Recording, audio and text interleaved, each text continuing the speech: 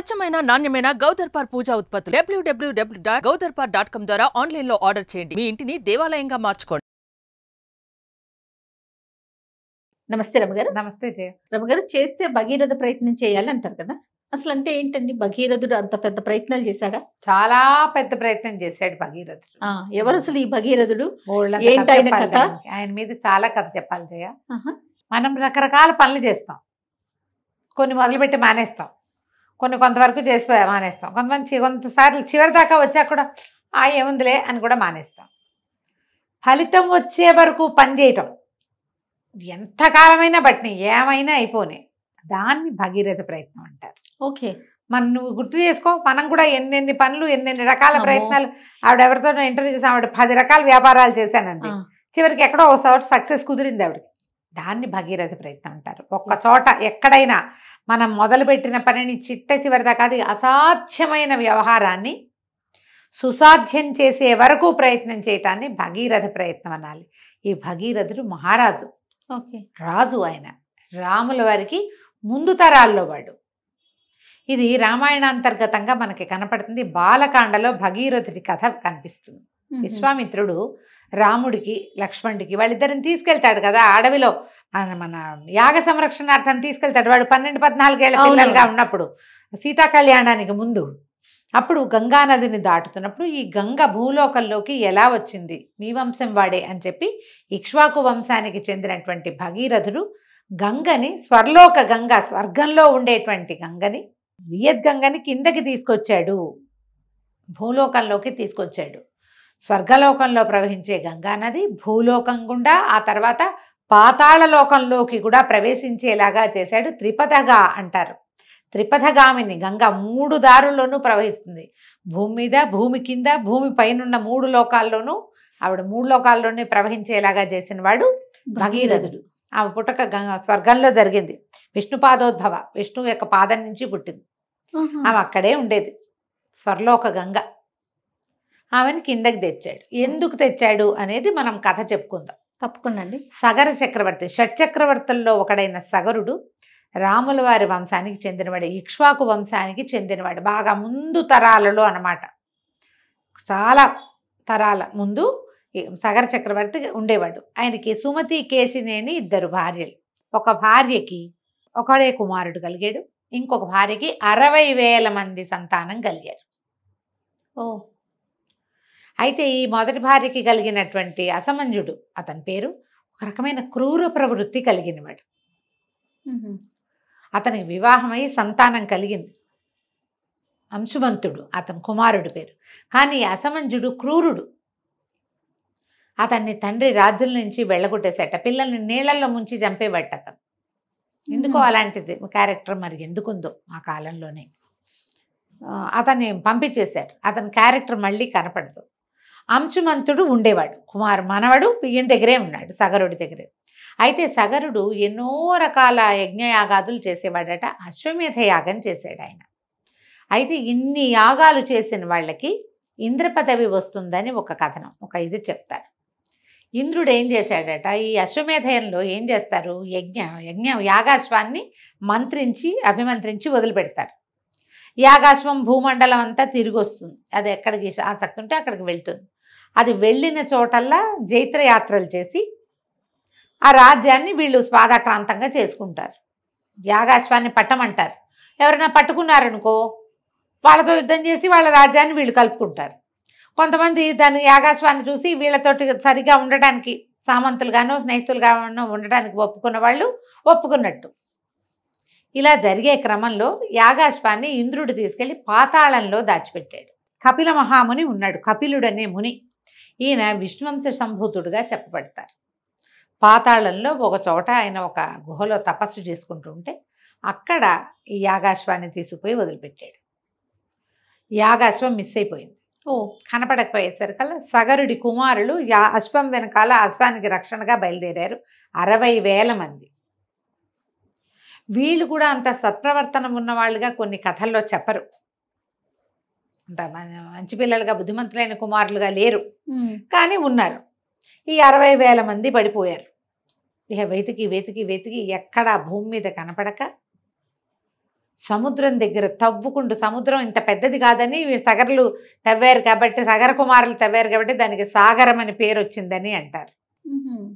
ఈ తవ్వుకుంటూ వెళ్ళి పాతాళం దాకా తవ్వుకుంటూ వెళ్ళిపోయారు వాళ్ళు. లోతు పెంచారు, సముద్రపు లోతుని పెంచారు వాళ్ళు. వెళ్ళిపోతే ఆ పాతాళంలోకి వెళ్ళిన తర్వాత వాళ్ళకి ఈ గుహలో తపస్సు చేసుకుంటున్న కపిల మహాముని కనపడ్డాడు. గుర్రం ఆయన వెనకాల ఉంది. వీళ్ళు దుర్భాషలాడారు.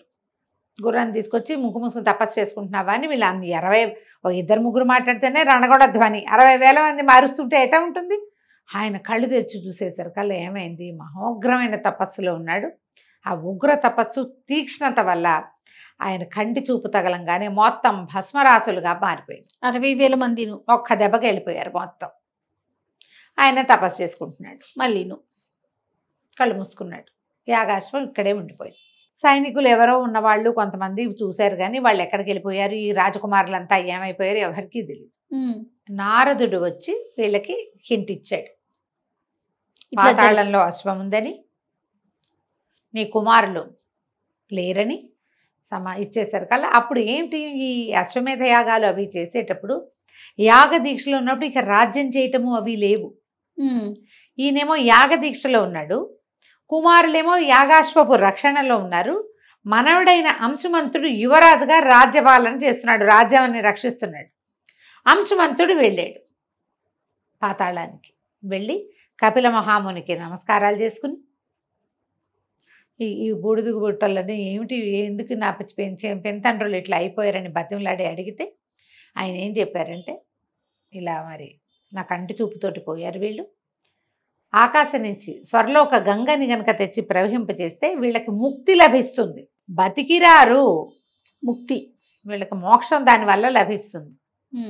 అక్కడి నుంచి ఏం చేశాడు, ఏవో కొంచెం నీళ్లు చేసుకుని వీళ్ళకి తర్పణాలు విడిచి తను చేయగలిగిన పని యాగాశ్వాన్ని తీసుకుపోయి తాతతోటి దాన్ని ఏర్పరిచాడు. తాతతోటి యాగాన్ని పూర్తి చేయించేశారు. అశ్వమేధ యాగం పూర్తిపోయి కానీ పరమ దుఃఖంలో ఉన్నారు. అంశుమంతుడే రాజయ్యాడు. సగరుడు అంశుమంతుడు ఇద్దరు కొంత తపస్సు చేశారట.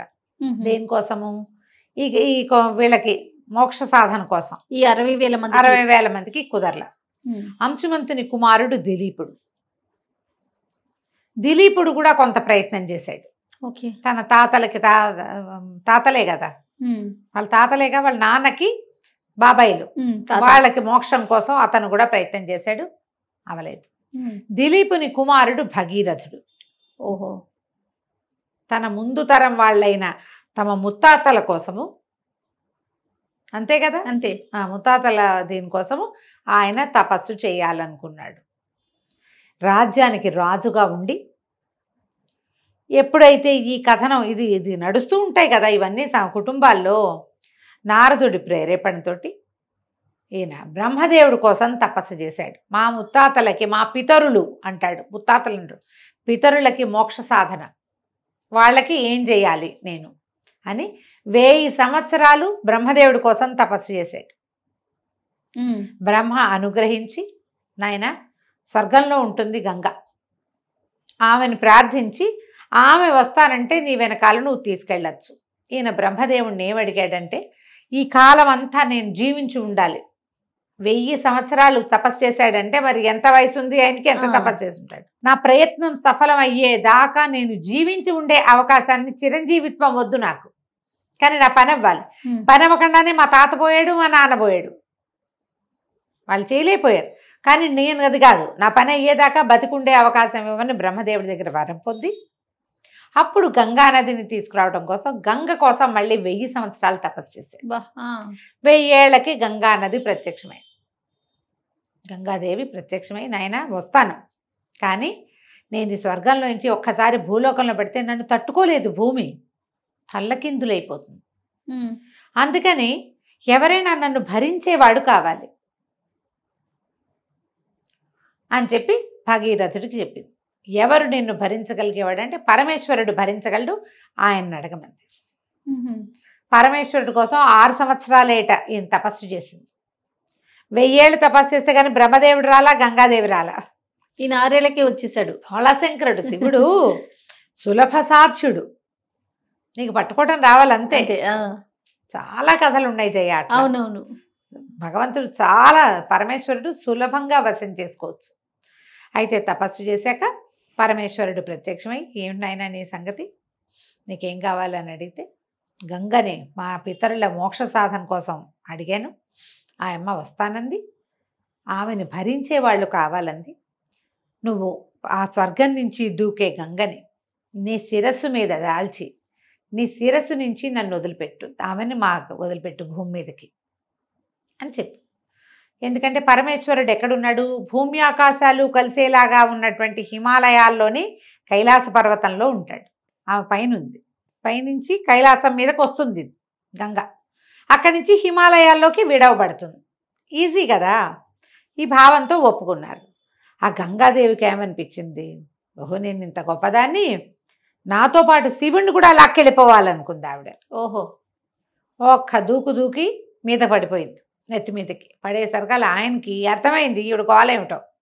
అర్థమయ్యి ఇక నేను బయటికి రానివ్వకుండా చేస్తానని జట ముడేసెట్ ఆ తల మీద పడితే ఈ జటాజూటం అంతా కవర్ చేసి అందులోనే ఉండిపోయింది. మీరు బాబు గారి సీతా కళ్యాణం చూస్తే అందులో చక్కగా చూపిస్తారు, గంగావతరణం అద్భుతంగా తీశారు. ఒక పాటతోటి మొత్తం కథ అంతా కనపడుతుంది. ఈ గంగ లోపలే ఉండిపోయింది. ఏది గంగ కిందకి రాందే, మళ్ళీ తపస్సు చేశాడు భగీరథుడు. ఇతరుల కోసం ఇంత ప్రయత్నం చేశాను తండ్రి, ఆమెను కిందకి తెచ్చాక ఈ పని చేస్తే నేనేం చేయాలి, నన్ను రక్షించమని. అప్పుడు ఆయన ఏం చేశాడట, ఒక్క పాయ తీసి వదిలిపెట్టాడు, పూర్తిగా వదలక. అబ్బే ఆ పైనే ఉంది, ఆయన నెత్తి మీదే ఉంది. ఆ కిందకి వచ్చి బిందు సరస్సు దగ్గర వదిలిపెట్టబడింది. అక్కడి నుంచి వచ్చి ఇక్కడ దేవప్రయాగ దాకా వచ్చినటువంటి దాన్ని, ఆ గంగని భాగీరథి అంటారు. భగీరథుని వల్ల భూలోకానికి వచ్చింది కాబట్టి ఆమెకి భాగీరథి. అక్కడి నుంచి ఆయనతో పాటు నేను ఎక్కడికి రావాలంటే, నేను రథం అవుతుంది, నేను వెళ్తాను, నా వెనకాల రమ్మన్నాడు. ఈయన రథంతో ముందుకెళ్తుంటే ఆయన వెనకాల ప్రవహిస్తూ వెళ్ళింది. ఇప్పుడు ఆ గంగకి ఒక రకం, నీటికి ఒక రకమైన ఉద్రేకం ఉంటుంది. దేని మీద ప్రవహిస్తే దాన్ని లాక్కెళ్ళిపోతుంది, అద్దు ఆపు ఏం ఉండదు. అవును, ఆ తీరు కదా, నీటి తీరు, అది గంగానది యొక్క తీరుగా చెప్తారు. వెళ్ళేటప్పుడు ఏం చేస్తుంది, జన్మ మహర్షి ఆశ్రమం ఉంది, ఈయన మా ఆశ్రమం పక్క నుంచి రథం వేసుకు వెళ్తే ఆశ్రమాన్ని ముంచెత్తేసుకుంటూ వెళ్ళింది గంగ. ఇప్పుడు నీకు ఎట్లా అంటే, ఓ సన్న పాయ అనుకో, ఏదో చిన్న పిల్ల కాలవ, పైనుంచి పరమేశ్వరుడు శిరస్సు నుంచి విడుదలైంది, అది ఎంత ప్రవాహము, దాని కష్టం కాదు. జన్మ మహర్షి ఆశ్రమం మొత్తాన్ని తుడిచిపెట్టేసింది. పెట్టేసరికి ఆయన కోపం వచ్చింది, ప్రవాహం మొత్తాన్ని ఇట్లా పుడిచిట పట్టి ఇట్లా పట్టుకుని తాగేసేట మొత్తం. ఈయన మళ్ళీ చూసుకున్నాడు, గంగేది సడన్గా మాయమైపోయింది. తన వెనకాల వస్తున్న మహోగ్ర ప్రవాహం, పెద్ద మోత, నీళ్ళు వస్తుంటే ఎలా ఉంటుంది, దాంతోపాటు ఎన్నో మొసళ్ళుట, చేపలుట, కప్పలుట, ఏమిటోట, ఇవన్నీ వస్తున్నాయి నత్తగుళ్ళలతో సహా. మొత్తం ఆగిపోయినాయి, ఏమీ లేవు.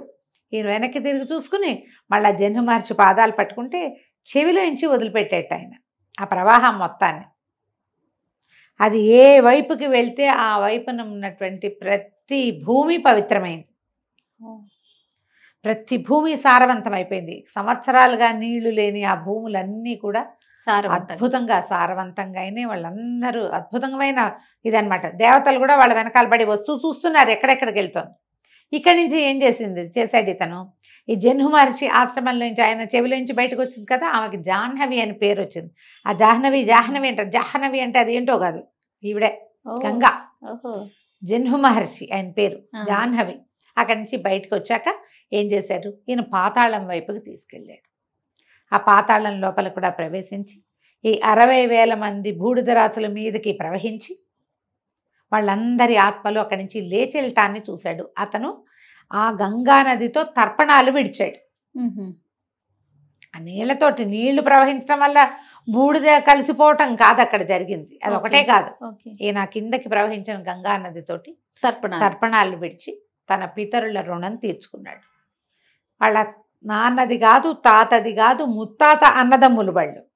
వాళ్ళకి ఆ ముత్తాత యొక్క తండ్రి సగరుడు, ఆయనకి చెప్పాడనమాట, నేను చేస్తాను ఈ పని అని. తమ ముందు తరాల్లో ఎవ్వరూ చేయలేని పనిని ఇట్లా సాధించినందుకే భగీరథ ప్రయత్నం అనేది పెద్ద ప్రయత్నంగా చెప్తారు. చివరి వరకు పని చెయ్యాలి ఏదైనా సరే. అది ప్రయత్న లోపం ఉండకూడదు. ఉండకూడదు. చాలా బాగుంది రమగారు. నమస్తే. నమస్తే.